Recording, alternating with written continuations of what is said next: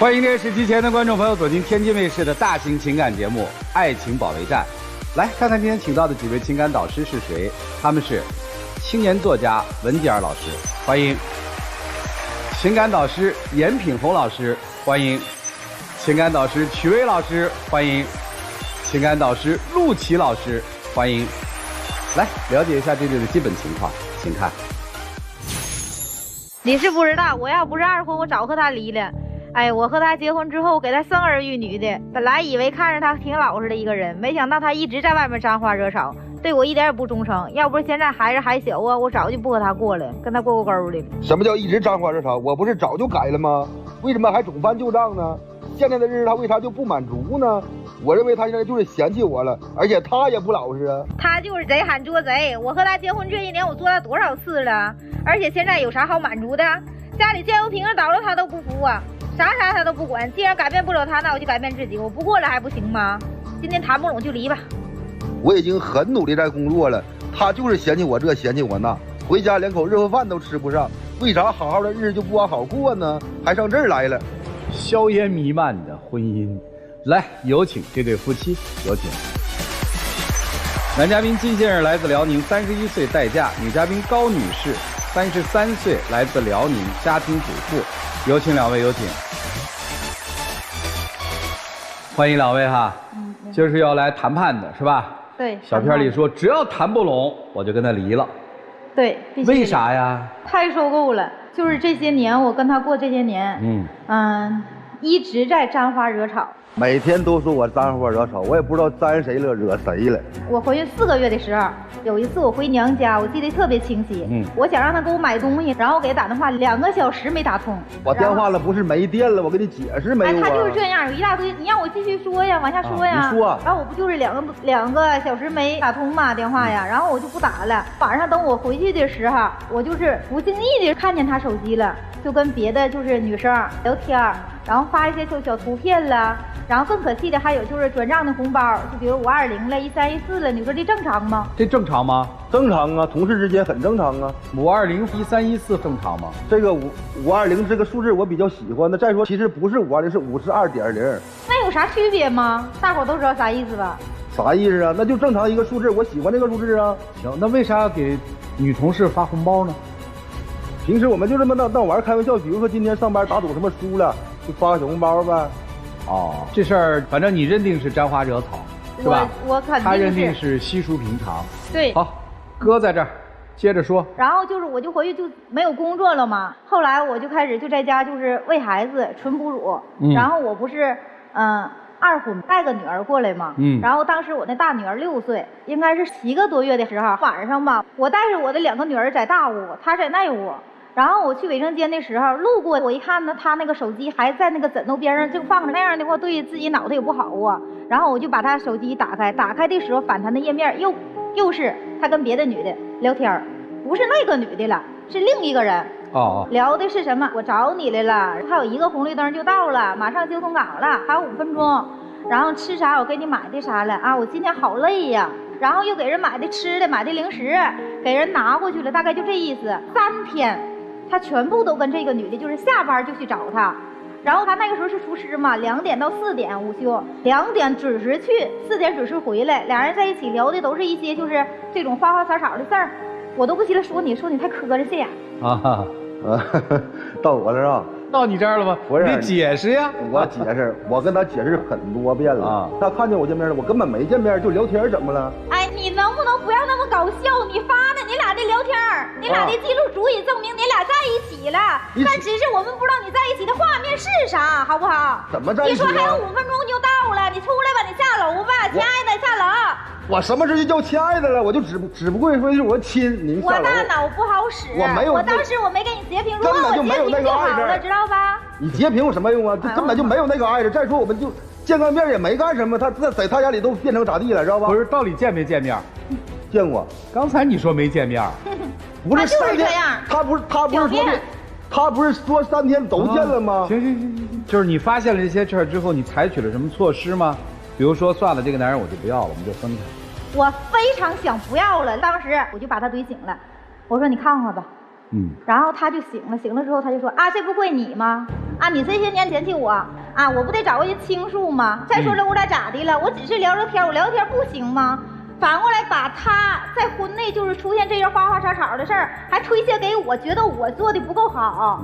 我应该他回家了之后，我就给他泡洗脚水；回家了之后，我就给他温暖，我拥抱一下。你今天太辛苦了，对我夸夸说。然后我当时非常伤心，我就觉得我不可能跟他过了，因为我是30岁，我父亲就去世了，然后我妈自己把我带大。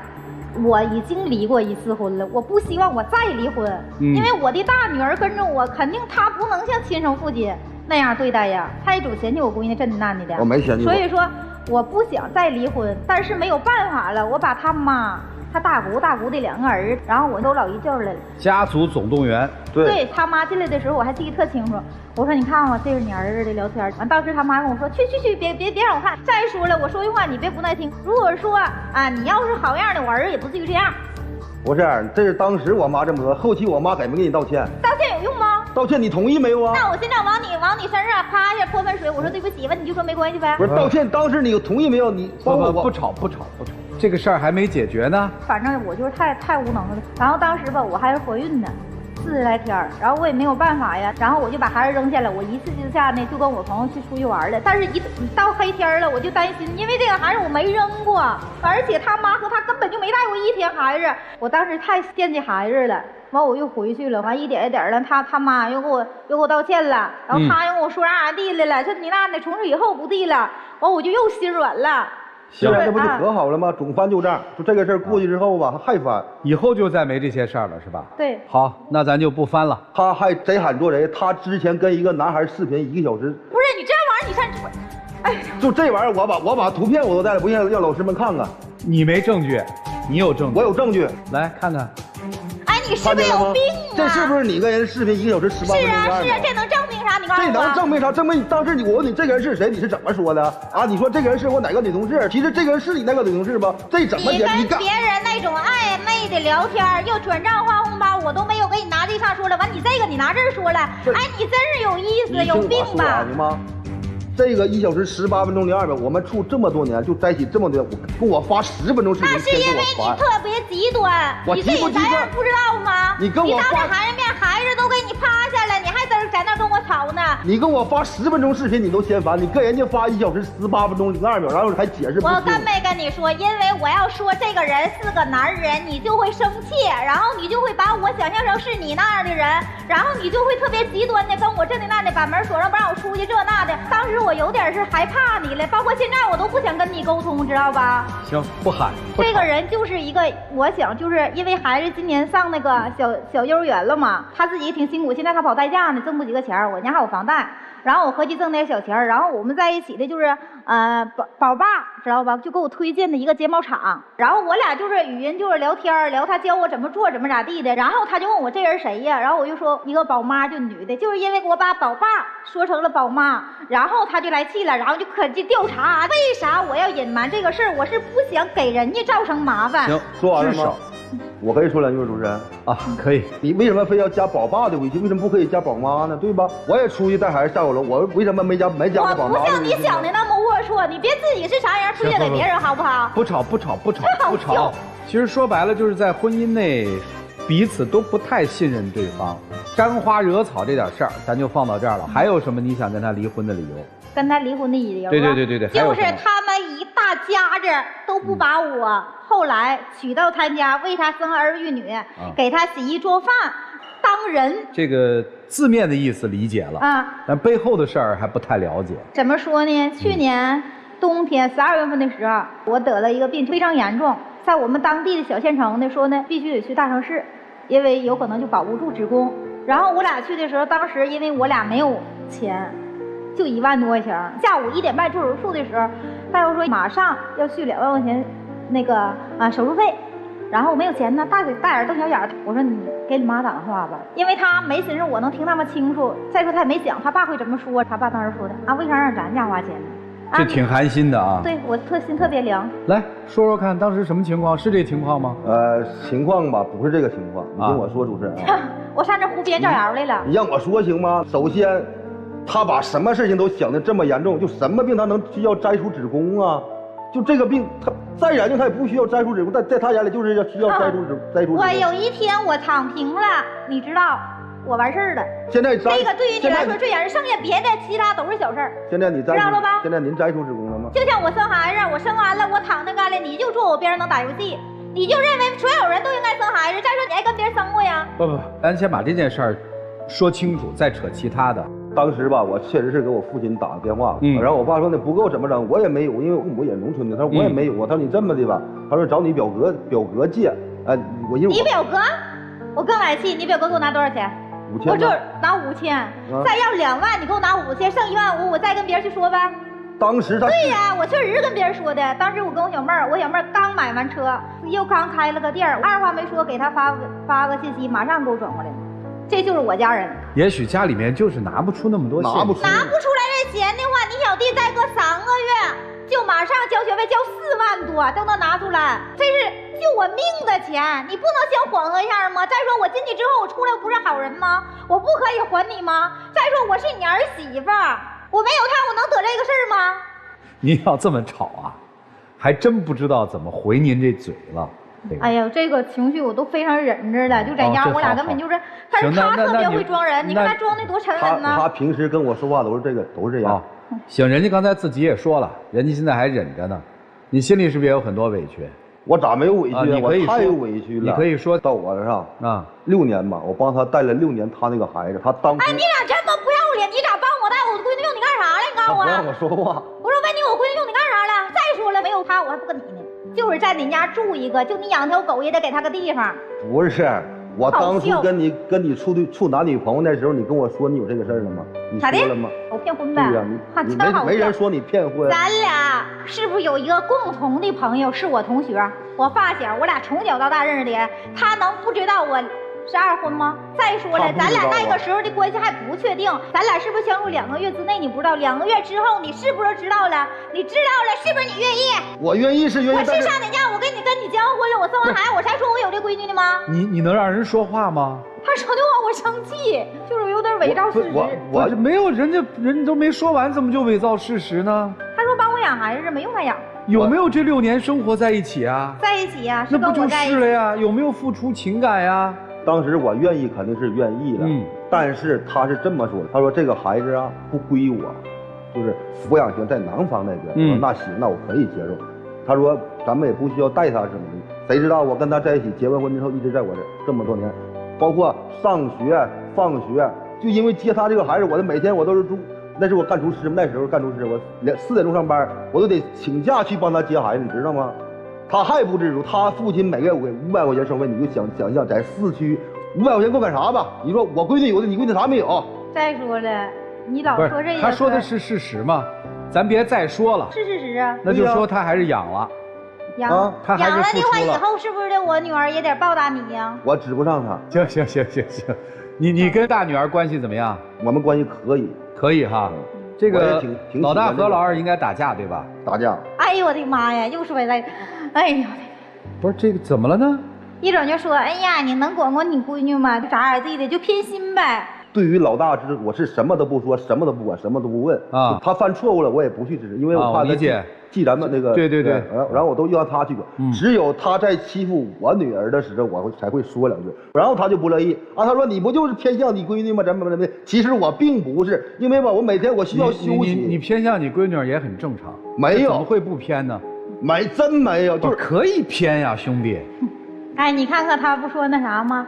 他休息吗？他现在不跑了一个那个代驾的活吗？代驾不都是晚上出去吗？白天我只要周5晚上了，我就把俩孩子带我娘家去，然后带完娘家之后，我就是因为我不带，2个孩子吵架呀，吵架他就生气，他生气不跟我闺女发火，他对我吼啊。暑假一个假期40天，我都在我们家来的，然后回来，哎，就你那邋遢样，咱说到这儿了，就你啥样你不知道吗？哎，我回来40天，一次澡没洗，厉害吧？那我一进屋啊，哪儿都是垃圾东西，哎呦我的天哪！他就这样是一个垃圾人，就垃圾这出我都受不了。听懂了，接着说你的委屈。在他眼里，他就认为我这个代驾特别轻松，其实并不是，代驾都是基本都是喝完酒的人，什么人都有，并且我每天都在熬夜，你知道，每天都是4、5点钟回家，早上4、5点钟啊。然后他说我回家不做家务，你说我累一宿了，我才得挣钱，我还得回家做家务，那我又要他是干啥的？那咋的？要我就是守水生的呗，给你做饭的。你回来之后我说一句，哎呀你辛苦了，我给你个拥抱呗，给你泡脚水呗，然后你洗澡我再给你搓个澡呗，出来之后我再给你擦擦呗。我什么时候要求过你这些东西啊？我问一句啊，现在老二多大了4周半，上幼儿园了。对，您现在还在家里没有工作？没有。咋的？我没上1个月那个幼儿园吗？哎，对，上1个月，这么多年就上1个月班，这个事实没有争议，对吧？没有。好，我方便问一下，您第一段婚姻是因为什么原因？因为那个根本就不会挣钱。那个收拾家务？那当然了，比你干净。那他不挣钱呢？不，你这话说的我不爱听。在挣钱上，咱不说他挣多少钱，你觉得这个男人努力吗？努力。那今天来干嘛呢？就是这些事儿啊，我太闹腾了，我导致我压抑，我跟他沟通不了，我一沟通他就极端。不是你想跟他沟通什么？我怕他。不是你这个音调我也害怕。我本来可温柔了，你是不知道。啊，就是我被他这些生气给我气的，我压抑。那你为啥不走呢？就是孩子太小了，然后我已经离过1次婚了。我妈说你要再离婚我就不活了，然啥地。我很好奇啊，就是说，如果说第一任丈夫是不能挣钱的话，你第2次结婚应该找一个能挣钱的呀。我就看他挺努力的，完还是主要的是个小伙，没结过婚。然后我这性格也挺矫情的，说实话，我也不想给别人当后妈。你的性格矫情，有一点。你这个日子过得好吗？你觉得？不好。就是我每天晚上干代假回家，我一天只需要吃1顿饭，就希望吃一顿家常土豆丝儿，他都不给做，你知道吗？那你怎么吃饭啊？我天天吃外卖呀，外卖我都吃够够的了。以前他是厨师，早9晚9，他都是在那个饭店去吃饭，然后干这个他才做。你做了多长时间？6个多月。对，也就是说，在我俩吵架之后，就是这些气之后，我对他就是我俩就是。都就是心里有那坎儿。就这6个月他在吃外卖，对，孩子吃什么？孩子也不吃。我妈家吗？所以你现在是回妈妈家吃饭。对。你觉得他带娃辛苦吗？也挺辛苦的，挺辛苦。但他没有我辛苦啊。对，我就在等你这句话，就是后半句话。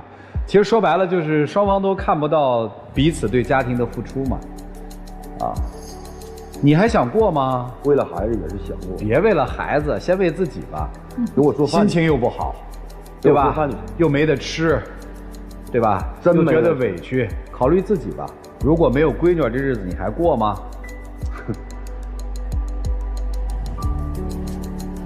不过了。行。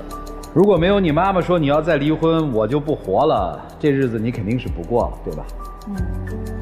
所以今天来这儿是要谈让他改变，还是要寻找一条比较适合你们俩夫妻相处的道呢？2个都有吧。2个都有。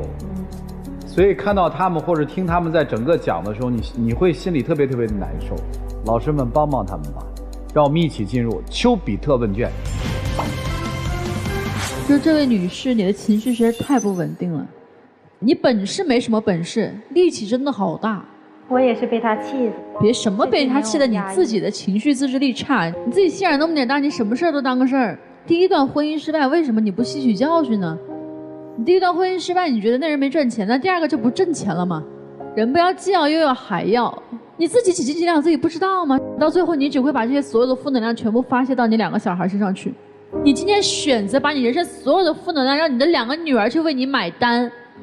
幸福的人用童年治愈一生，不幸福的人一辈子都在治愈童年。你的2个女儿已经不知道未来的人生观价值观会被他毁成什么样，所以我说你俩过啥别过了，为了下一代都不要过了。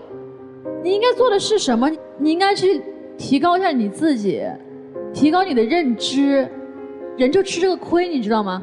哪怕你是对的，哪怕这个事情真的是你在理，但是你的整个状态，你就会让别人那些能够来帮你撑腰的人离你很远。你应该真的去细心的去请教那些真的能帮助你的人。你多读点书，然后有点事儿干，然后不要把时间精力都花在这个男人身上，因为你并没有好好去带你的孩子，你根本就没有想过你应该怎么样合理的经营一个家庭，提高自己的认知，想办法让自己回到职场去。大哥，就是我跟你讲啊，你就是边界感有问题，你不要说什么开玩笑不开玩笑的，它这个数字它就是有特殊含义的。每一个男人都要赚钱养家，你知道吗？并不能因为说你赚的比他多，你比他辛苦一些，你就可以颐指气使、趾高气扬，这是一个人的修养问题。你应该好好的跟你的妻子，至少你们俩去相处，从现在开始建立一个好好说话、好好做事、好好做父母的一个状态。你俩爱离，协议离婚，怎么都无所谓。我就觉得说不要把小朋友祸害了就好了。谢谢。哎呀，这妻子啊，你一直在一个非常扭曲的状态下在经营自己的感情。你认为我大声的去斥责，或者我用尖锐的情绪去跟自己的爱人沟通，你就占上风了，你就在婚姻当中是一个强者了，你就不会被对方轻视了。你错了，他愿意娶你，愿意和你带着的女儿一起生活，他一定当初是很爱你的。你也说了嘛，这是个小伙子，没结过婚嘛，对吧？那你又欺负他呀，你又仗着他爱你，天天就大声的吼他呀。你根本处理不了自己的情绪，你只能通过大嗓门来掩饰自己的弱小。为什么你弟弟妹妹你一说借钱立刻都给你？他们了解你，他们知道你很弱。如果你继续用这样的状态去经营亲密关系的话，你还得离。你自己都说了，我现在离不了，我孩子还小。你是离不了，他离得了。刚才他说，哎呀，我这么累了，你说咋？你还让我给你放洗脚水啊？咋就不能啊？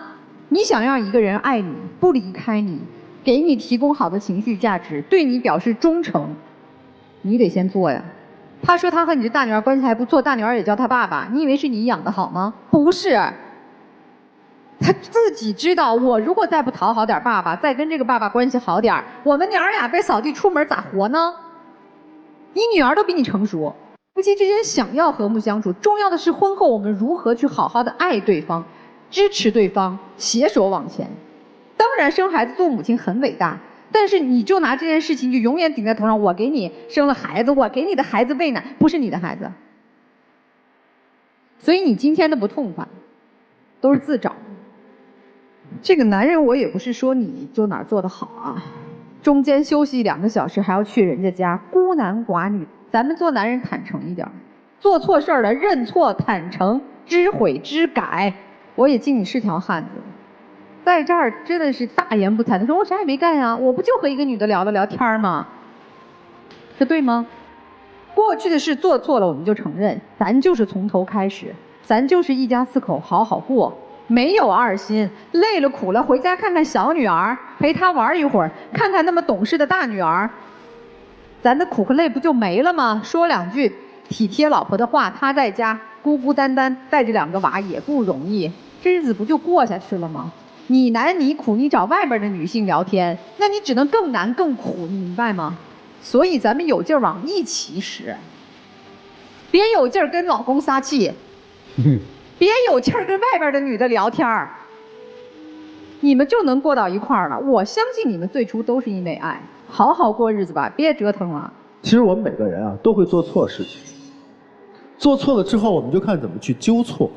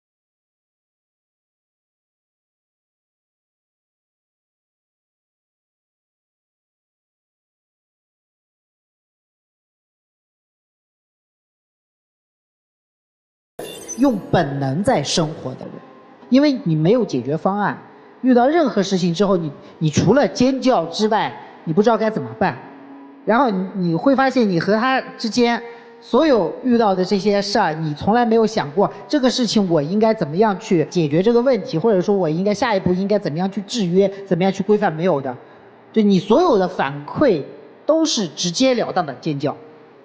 那么尖叫者他的适配对象是什么？我们叫沉默者，其实就是你的前夫，就是没什么本事，但是可能也会被你揉搓啊，然后在那边你对他会很不满意，但他就是沉默的。然后你们的孩子会变成什么样的？我跟你讲，大女儿也会变成尖叫者。所以你现在看大女儿是不是跟他很像？是不是会吵架，会那个，会跟人斗？上学是可厉害的。小女儿会变成内耗者，你自己琢磨，有时候会偷偷哭。现在可能还看不出来，未来到了8岁之后会越来越沉默，越来越不跟人交流。这就是原生家庭。所以我看到的不是你们2个人之间的事儿。几位老师说的很对，现在问题是你们的孩子怎么办？你的大女儿变成你这样，你愿意吗？她现在已经是这个样子了。你的小女儿变得越来越内耗，未来很痛苦，在原生家庭痛苦里面走不出来，甚至有一天会抑郁，你愿意吗？但她现在就是这个样子。人一定要改变自己，你不能因为自己身上有缺点，然后站在自己身上的缺点都是你们的错，都是这个世界的错。这个世界会给你很多很多弥补你原生家庭带来问题的方法，关键是你停在那边只会抱怨，只会在那边大喊大叫，你和你身边的人，你所有的生活都不会变好的。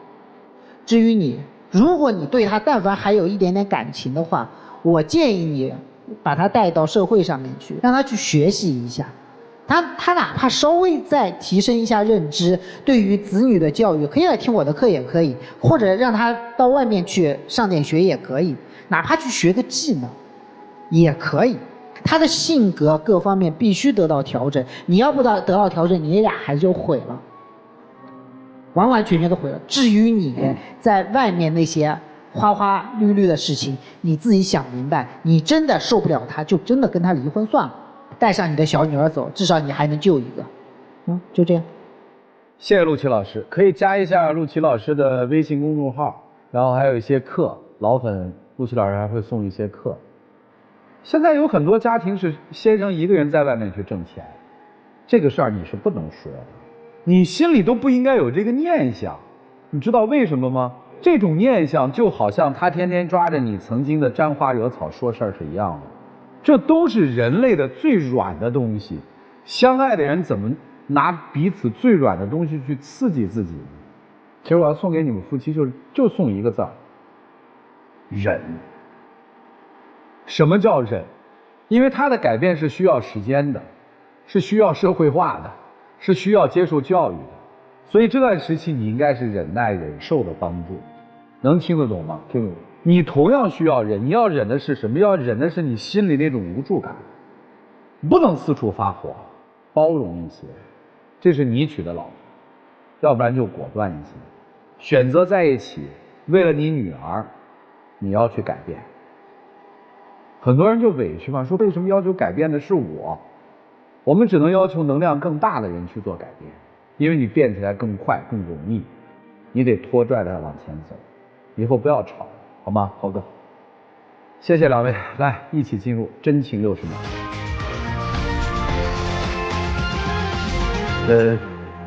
大乐园，我跟你来这儿了，这几位老师说的也非常好，我希望咱俩以后能好好的，我也会去改变自己，再努力去改变自己一点。沾花惹草这个事儿在我身上已经都没有发生过了，以后这辈子也不可能会发生了，好吗？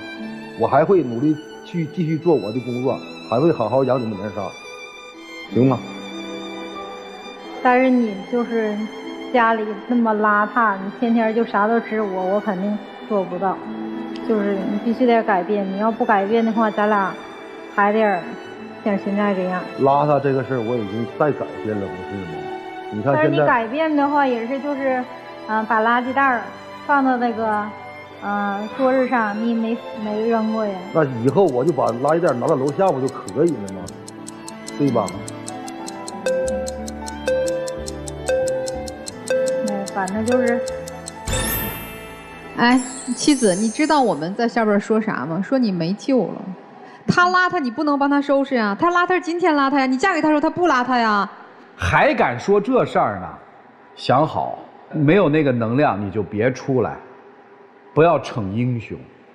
谢谢两位，请回吧。来吧，韦老师。男出女不出。但是我觉得男孩会出，双出吧。男的不能不出来，都会出来。来，请开门。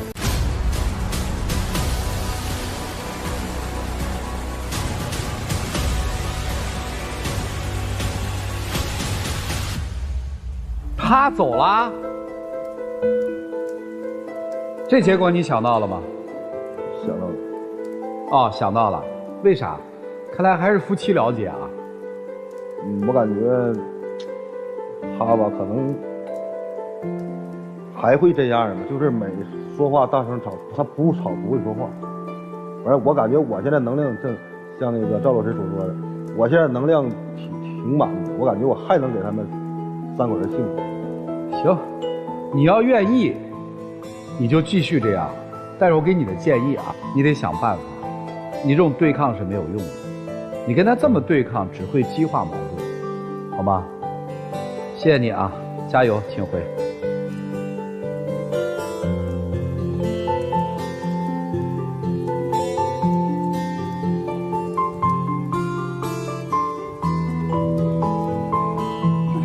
那句老话你想起来没有？傻人有傻福。就这个男人今天出来，最后那段话，实际是他挺服气的。这男人说：“我能量挺满的，我还愿意带着他们娘儿仨走。我们祝那2个孩子能够在一个相对健康的好环境当中去成长。只要比今天的环境有所改善了，那么对于这2个孩子来说，都是福气吧。”来了解下一对嘉宾的基本情况，各位请看。是不是男生得到的都不珍惜啊？为什么我为他付出了这么多，我们之间的感情却总是不平等，也得不到他关于未来的想法和承诺？这段感情好像只有我自己在努力维持，他是不是不爱我了？爱有很多种形式，我给予的和他想要的不一样，为什么他的世界里只有我？这跟我想象的恋爱和生活完全不一样。我是一个追求自由和浪漫的人，但是现在的生活和恋爱关系使我感到非常压抑。我也不明白为什么好端端的恋爱会演变成这样。我知道男女之间关于恋爱的想法是有差异的，但是我们之间经历了那么多的坎坷，他为什么不珍惜？我被分手过，被冷落过，被忽视过，被不重视，我对他的感情也在一点点的被耗尽。我不知道这么久的坚持是对的吗？更不知道还要不要再继续下去。一对年轻的恋人提出了一个大问题：我们还该继续吗？有请这对恋人，有请。男嘉宾小王，23岁，来自甘肃，主播；女嘉宾小陈，20岁，来自福建，主播。有请2位，有请。你有多高啊？我有差不多1.9米。哎呦，好高，好高，好高！喜欢他就因为这个子？不是，不是哈。小片里说喜欢自由是吧？对。啊，觉得跟他在一起自由吗？不自由。女生提出一个问题，我们是不是该继续，对吧？我看那个小片里面最有意思的是有一个时间轴，那个时间轴画的是什么呀？就是我们从认识到每一次争吵、分手，然后发生的所有事情。啊，21年9月份相识的。对。2个月之后相恋了。3月份被断崖式的分手，谁提的分手？我提的。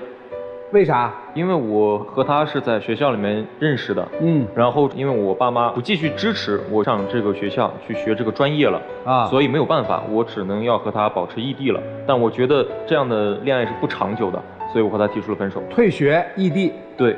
所以分手。对。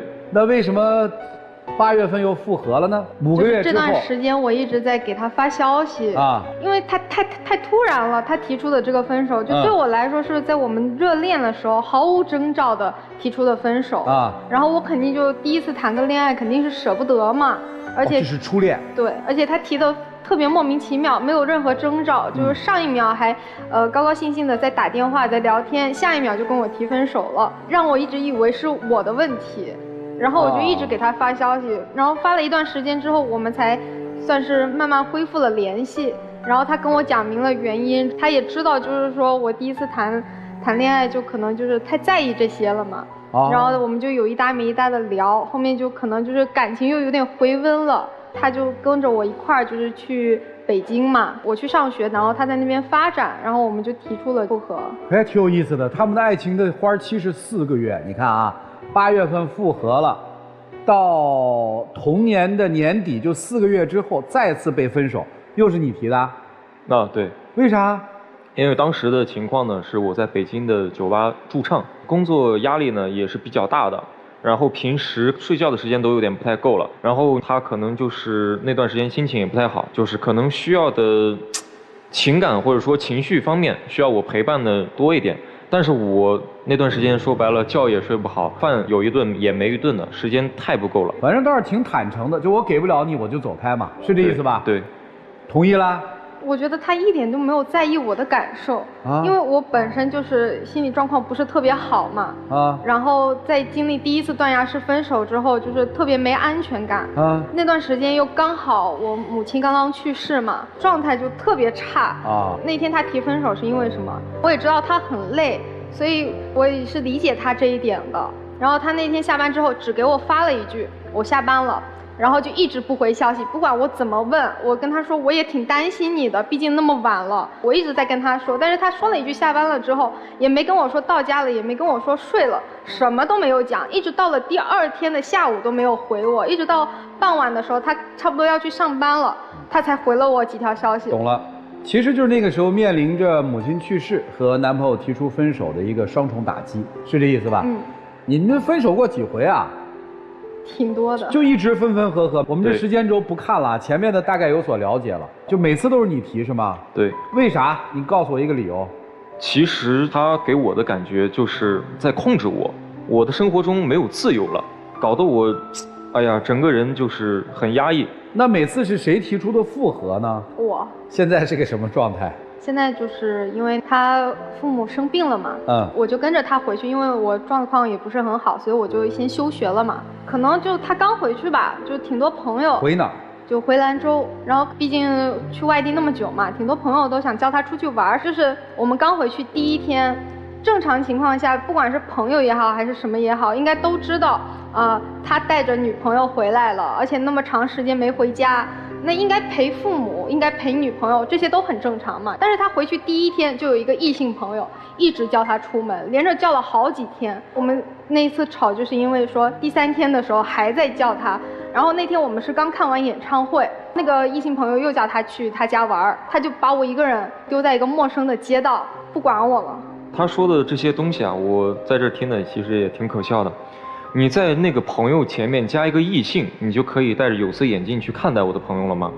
第一啊，我跟他回我老家那边的时候，谈出了这个，算是条件也好，合约也好，就是我希望呢，就是我肯定刚回我那边，有很多的朋友需要我去社交啊、见面啊，因为1、2年毕竟没有见了。他说 OK， 然后我说第2个，你去我那边的话，你肯定这边学业以后是没有办法再继续了。我觉得你不要为了我这么一个人而放弃自己的学业，放弃自己的梦想，我觉得有点惋惜。如果你这2点都可以的话，咱们就都 OK。然后他同意了。我觉得作为一个朋友而言，人家连续叫你3天了，再不去确实是有点面上挂不住。就带着女朋友一起去呗。确实我是有这个想法的，但是我给他说的是什么呢？第1次的话还是不要了，因为我肯定会和他进行的沟通或者说谈话会更多一点，我害怕他在旁边受到冷落，到时候又有情绪，对不对？还得找麻烦。好，这算个解释。我就觉得感觉没有被重视到，而且特别是他说我戴着有色眼镜看他的异性朋友，我觉得不是这样的，因为他那个异性朋友很多次凌晨2、3点叫他出去，然后也不能带我去，然后还2个人单独去私人影院。你想想，这种都是一般，要么就是情侣，要么就特别好的朋友，就是那种兄弟啊什么，同性之间去打游戏，这些都能理解。他们2个人单独去私人影院。然后我不理解他的话，就是我无理取闹。因为他已然那样去看待我的异性朋友了，我怎么样去再带他？他们俩见面无非就是争吵。为啥他俩见面会争吵呢？因为他一直看待我的异性朋友像是敌对感。这不就是情敌吗？怎么能是情敌呢？因为我和我那个怎么不是情敌呢？对他来说就是情敌啊。对他而言是这样，对吧？那你要跟他回福建老家了。我第1天给他打电话说出来玩吧，第2天说出来玩吧，第3天说出来玩吧，然后他就把你撂下了，跟我走了，还跟我去私人影院看电影。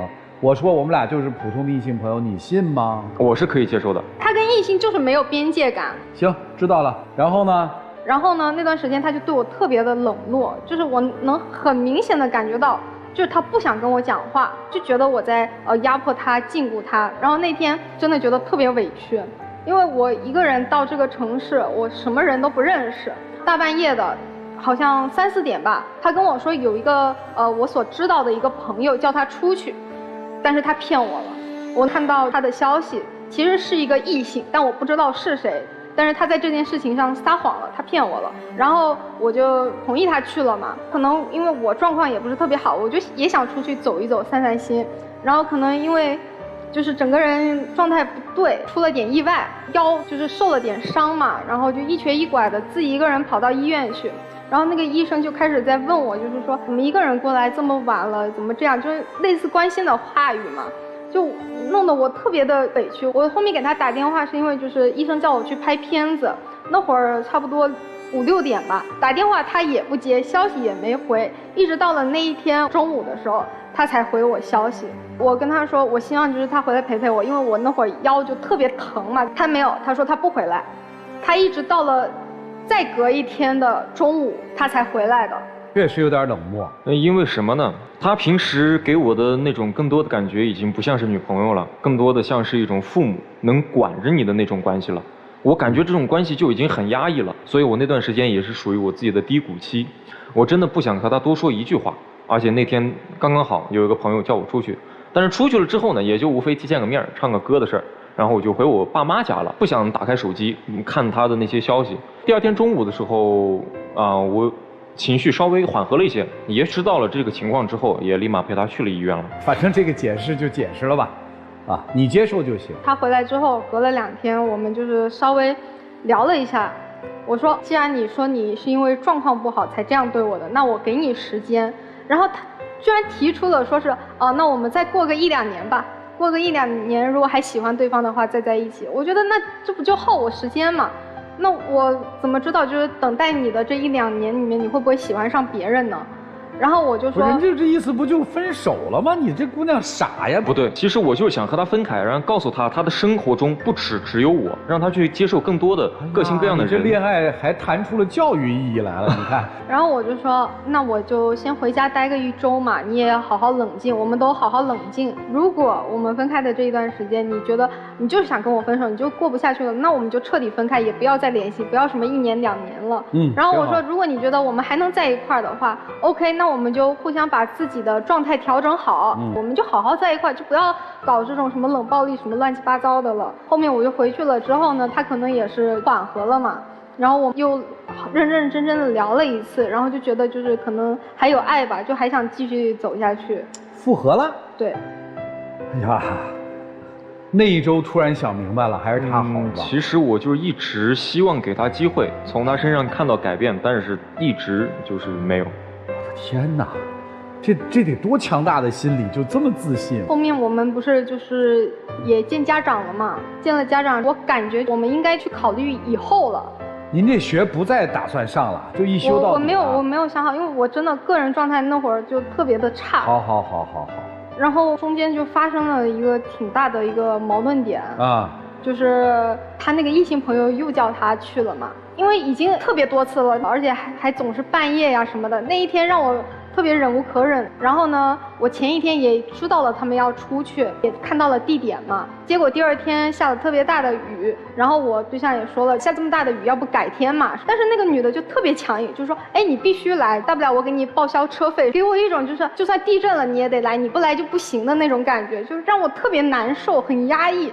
然后，因为我不是前一天知道了他的那个位置嘛，他去了差不多2-3个小时的时候，我发现我给他那个发去的那个短视频平台的消息他已读了，但是他没有回我，反而回关了那个女的。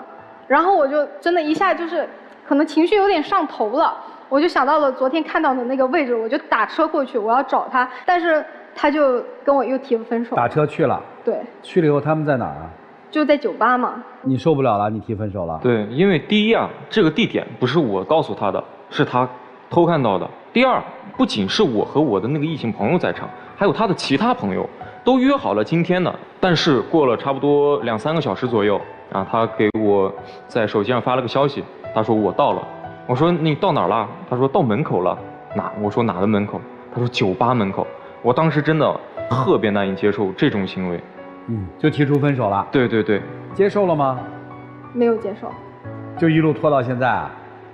你对结婚什么态度啊？想结吗？我对结婚其实没有大的态度，我觉得就是首先呢，先把个人的问题、个人的未来规划好了。哥们儿，你就没打算结婚，对不对？想过，但是我自己现在这个状态，你说结婚，我其实说白了就是对他的一种不负责。就是我爸那边，因为他觉得这是如果结婚的话，这是远嫁嘛，肯定就特别担心我，因为我们家里就我一个女儿嘛，然后他就肯定会比较在乎。他那会儿他刚去见我爸的时候，我爸也有叫一些亲戚来跟我说，就是想好这么远的距离，以后万一怎么样怎么样。不是说想好吗？啊。对，然后私底下。不管是我家人那边还是他家的人那边，都无数次的跟我讲过，说要我带着他啊去外地生活，就是我们更好的发展，怎么样怎么样的。我也跟他说了无数次，就是说你要怎么样怎么样，就是分析清楚了利弊，我们的未来才能好，你的未来才能好。我也是先跟他说清楚他的未来应该是怎么样的，但是他听了就过了，他从来都没有做出实质性的行动。不是，咱分手行不行，姑娘？我可能就是还喜欢，然后依赖感太强了。你是挺想分的，对吧？对。所以男孩就肆无忌惮了，我现在就无所谓了。那你还喜欢他吗？说实话。喜欢。你说不喜欢他，有点接受不了。你不能这么吊着人家呀。哎，你冷静下来，就今天咱们在这儿一起做你们这个情感复盘的时候，你有没有觉得对恋爱谈的没什么劲呢？你觉得，姑娘？我就是觉得在发生一些事情的时候。就挺委屈的，对他。但是平常一些小细节的时候，我又是能感觉到的，我就自己一直也心里挺拉扯的。你的理智告诉你是要离开他，还是要跟他在一起？理智。好，咱把这个放在一边。还有多久毕业啊？就正常的话，应该是再读1-2年，好像。那为啥不继续呢？因为我就是之前一直有那个心理方面的问题嘛。你心理方面什么问题？焦虑嘛，学艺术的压力就特别大，然后所以我就待不下去。后悔吗？其实刚刚问我喜不喜欢，就好比一根香蕉，它坏了某个部位，我还是会选择把坏的地方切掉，继续去吃。就是我现在也是期盼着它能把那些坏的东西去慢慢的变好。你好比一根香蕉，坏了的部位切掉，那我要好比一根香蕉全烂掉了呢？全烂掉，就像今天的结局一样，我是来跟他分手的。对呀，那你直接说我分手嘛？你分手的时候就不能果断一点？我就是不爱你，就是不喜欢你，或者找那么多理由干什么呀？对对对，等于现在这个人是你生活里的光明呗。这个烛光没了，你的烛光也熄了呗，是这意思吧？就肯定会特别差。对，那哪个男孩听到这儿不都吓死了呢？你们来吧，让我们一起进入丘比特问卷。我可以很直白的告诉你，这个男孩不喜欢你。靠人更不可靠，我们这一生能靠得上的只有自己，能点亮我们自己的只有自己心中的那盏光。姑娘，你有没有发现你很有能量？福建姑娘才20岁啊，你能从北京读书来到兰州投奔一个不靠谱的人，你内心的力量有多大？你现在还打工赚钱，好有力量的一个姑娘啊！你把那劲儿留着，把自己心里那盏烛火点得更亮，难道不好吗？你想让自己的心理疾病也好，生理疾病也好，能够有疗愈，一方面吃药，另一方面真的需要你自己去疗愈，找心理医生或者自我强大起来。所以首先要做的一点是，把那个吹灭你蜡烛的人赶紧戒掉，先去关注你自己的内心，先去把自己的学业完成了，先去多和你的父亲在一起，真正爱你的人从他们身上得到一些情感的支持，而不是在一个不爱你的人身上拼命的想让他来温暖你。我特别希望你能重新快乐健康起来。男生，我觉得你可真行啊，你就是那种典型的那种不拒绝也不负责，你这叫男人应该有的风采。一个20岁的小姑娘千山万水的来兰州了，你说你得弄清楚，你来不是为我啊，我可不负这责任啊。这是一个男人说出来的话吗？1.9米顶天立地的男儿说出来的话吗？你不能那么大言不惭的说，我和这异性朋友没啥呀，我们俩去私人影院咋了？我的天呀！孤男寡女2个人去私人影院，你还好意思说我没啥？你让别人听听，一个有女朋友的人，一个女朋友千山万水来到自己身边，投奔自己的一个男朋友，好意思晚上3、4点跟一个女的出去喝酒聊天，还说没啥呀？女朋友气不过来找你，你还当下你气不过要和人分手啊？这得多大的脸啊！你要这样，你一辈子也娶不着媳妇。所以咱既然说了自己是个男子汉，该负的责任是什么？对不起，我承担不了你的这份情感，我负不了这个责任。我感谢你来找我，但我能力有限，我对不起你。希望你以后能遇到一个真的爱你的人，能够为你负责的人。我不够成熟，你真诚地跟他表达你对他情感现在的缺失和你负不了这份责任的忏悔，结束，这叫负责。所以我觉得你们这段虐恋真的该收场了。姑娘赶紧回去读书啊，你爸供你读书也是对你的一份爱，你去接受这些正向的爱和支持，而不是一个冷漠的男生对你的不尊重。就这样吗？女生啊，缺爱的人能得到爱吗？因为他太渴望得到爱了，而把自己摆在了弱势的地位。你为什么时时要给自己贴一个标签儿？你几次在舞台上说我状态不好，其实你是希望得到对方对你的爱，对你的宽容，对你的疼。但是如果遇到一个不珍惜这段爱，不值得你如此付出自己柔软的人来说，你会得到的是伤害。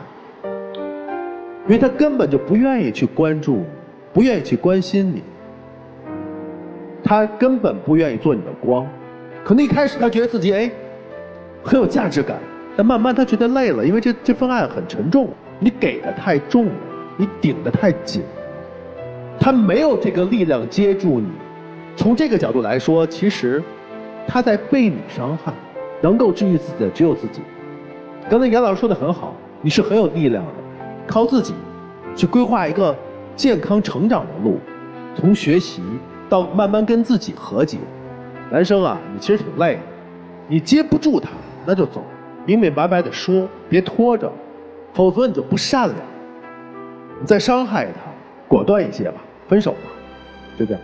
男生他是不是跟你说过，我现在状态不好，你再陪我1、2年，等我状态好了之后，说过很多次吧？也因为此而复合了很多次吧？不要再纠缠在这个事情里面了，转身走吧，干脆一点啊！你救不了他，你也帮不了他，你确实不喜欢他，但是你又没有办法去对抗自己内心的那份羞愧感，又没有办法去对抗他跟你之间的纠缠啊，时间越拖越长，责任越来越大，你也到最后不知道该怎么办，你赶紧走吧，你救不了他，你也帮不了他。姑娘，我跟你讲点重要的东西，你大脑里面做出的决定基本上都是错的。你大脑说我要休学是错的，你大脑说我不想运动，我要待着也是错的，你大脑说我就喜欢这个男人，我就想跟他在一起也是错的。它是一个认知的问题，你的整个认知被抑郁这个东西，你就把它当成是一个重感冒吧。我那天做调研的时候，我身边一个中科大的专家，他孩子就是因为抑郁休学了，然后他就一直问我该怎么办。后来我跟他说，首先第一个，休学永远不是对抗抑郁的方法，只有在你急性爆发期的时候允许休学，否则是不允许休学的。这是第一个，啊，第二个，如果休学，孩子永远不能在家里面待着看手机，也不能让孩子想干嘛干嘛。就你作为父亲和母亲，如果你允许孩子休学，你至少出一个人陪着孩子全国去旅行。你千万不要觉得说，哎，我做爹妈的，我孩子这个怎么样了，然后让他在家待着吧，待着永远不会好，必须要走出去。这是第二个。第三个，你知道你为什么和他一直在分分合合，不是因为有多爱，而是因为你需要肾上腺素。你在和他的分手，我要把他追回来，我为他纠结，我为他拧巴，然后我又要把他追回来。那个过程里面，你分泌了大量的神经递质，这个神经递质是正好你对抗抑郁所需要的。是他和不是他其实不重要，甚至于你去找一个工作，你找一个你特别想做的事儿，你甚至你说我要去玩极限运动都可以。我建议你出去玩，你回去读书当然更好，因为你不能脱离人际关系。其实你要我现在给你的建议，最好的建议是什么？最好的建议是，第一，今天你主动跟他分手，我觉得你做不到。你就算不出来，我觉得你也做不到，就让他干干脆脆跟你分手，然后你回去，你听我说，你回去15天住院。15天院住完出来之后，你可以找一份工作，你可以出去玩极限运动，你可以让你朋友陪着你出去旅行，或者你可以回到学校里面，你拼命考试去考一个什么证都可以。只要你接下来时间你拼命去做一些事儿，再配合吃药，你这一段最艰难的时间是可以过去的。如果你心理上面有问题的话，你的依恋物一定不能是某一个男人。我这句话一点都不极端，为什么？因为男人今天可以爱你，明天可以不爱你，你可以抓你的父亲，你甚至可以抓你的朋友、闺蜜，都可以。千万不要去抓某一个男人，男人永远成不了你治疗心理问题上的依恋物，好吧？就这样啊。好，谢谢陆琪老师啊！有需要陆琪老师帮忙的观众朋友，非常简单，可以关注陆琪老师的微信公众号啊。爱宝的老粉丝和一些新粉丝还会得到陆琪老师送出的免费的课程。在情感面前，你得果断，爱就是爱，不爱就是不爱，你得学会自救，姑娘，不要沉溺在一段感情当中，就出不来了。今天你可以不走，但是我特别希望你别出来。让我们一起进入真情60秒。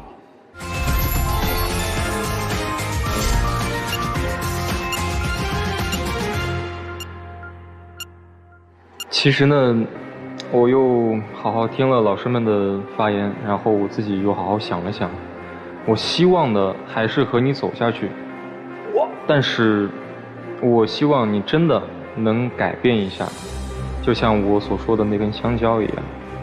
就是虽然说是这样的情况你也知道，但是我从来就没有把那些压力我没有带给过你，不管是就是说我们双方父母跟我说的那一些，还是我自身个人的那一些，我从来都没有说是带给过你。我也是希望就是说我能够自己去把这些调节好，然后以一个特别好的状态，我们能够好好的走下去。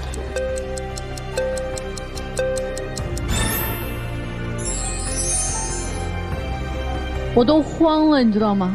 行，我们挺佩服的，挺佩服的。好吧，谢谢两位，请回吧，请回吧。来吧，文老师，他们还能在一起吗？他们会出来吗？我真的想跟女生说，这是你这辈子唯一一次可以甩他的机会。肯定是双出，但是我觉得这个恋爱关系太不健康了。好，会不会男生不出？路都自己选的嘛，双出吧。行吧，我们来看看他们自己的选择是怎样的，请开门。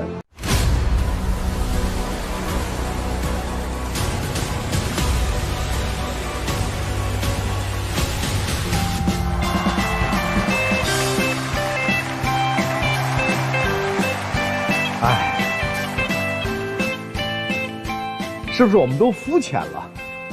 这大概才是爱情。不，这绝对不是，绝对不是。人家不是说死去活来的才叫爱吗？这不是恰恰验证了死去活来吗？啊，来一起见证属于他们的浪漫时刻，各位请见证。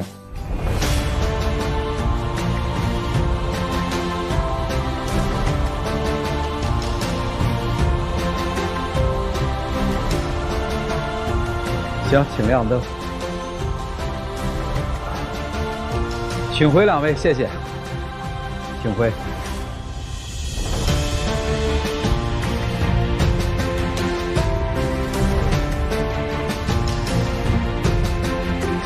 我录了10几年的节目啊，就是第一次一对牵手而走的人，我不愿意送祝福。哎，他俩走的时候好像不熟的样子，你看。我没法送出祝福，我就希望他们开心健康吧。